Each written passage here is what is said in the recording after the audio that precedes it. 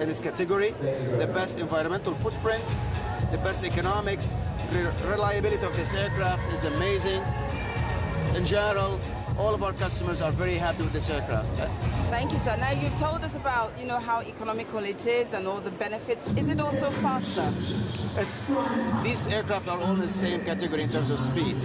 Okay, it's speed, the jet speed. This aircraft doesn't have any other advantages in terms of speed on the closest competitor. So we're all in the same.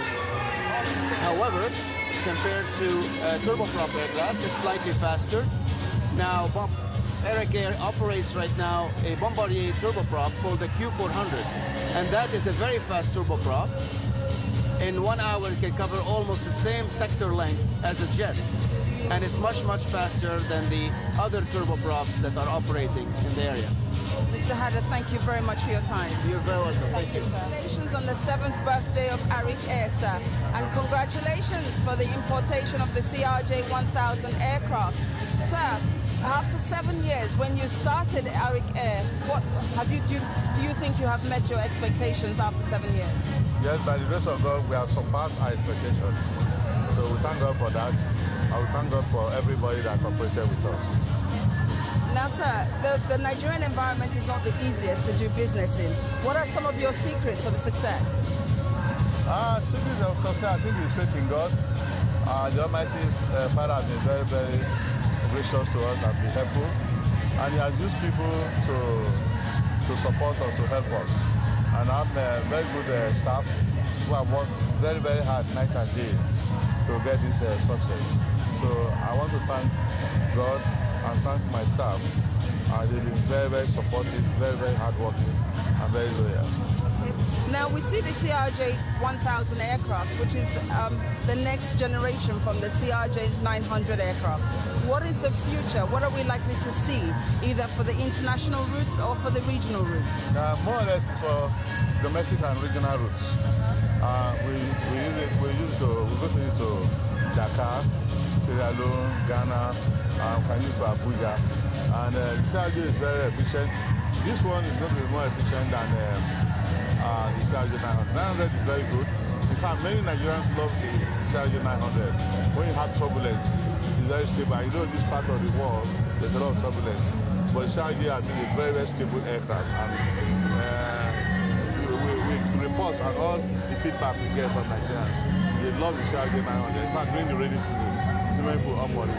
And so that's why we are getting this one. We are getting 2 more, CRJ 900, and then 4 Q400. So within the next 12 months, we're expecting 6 more aircraft from Bombardier. All right, so sir, tell me something. Why the Bombardier as opposed to Boeing? Boeing is a big name in the aircraft industry, but then you've opted to go with the Bombardier. Is there any special reason for that? Okay, yes. You see, different aircraft for different missions. Boeing is meant for longer missions. And if we talk about going to East Africa, from Nigeria to Kenya, sometimes to South Africa or North Africa, Boeing can do that. I know Bombardier is coming out with another aircraft that can go do that missions, which they call the C-Series. But presently the CRJ is meant for short missions. So they're different. Furthermore, you have to look at the load factor. If you don't have low load factor, you use the CRJ, and then rather than burning fuel. So it makes our operations flexible, more economical and efficient. So my final question, what is your vision and your legacy for Arik Air? I look forward to have an Arik Air that will be a major airline in the world. That will be efficient, and all of us will be very proud of it. Let me just say this, very soon in the next 2 to 3 years, we'll be going public. But before then, we want to actually take Arik Air to a stage whereby to be able to compete with the major airlines in the world.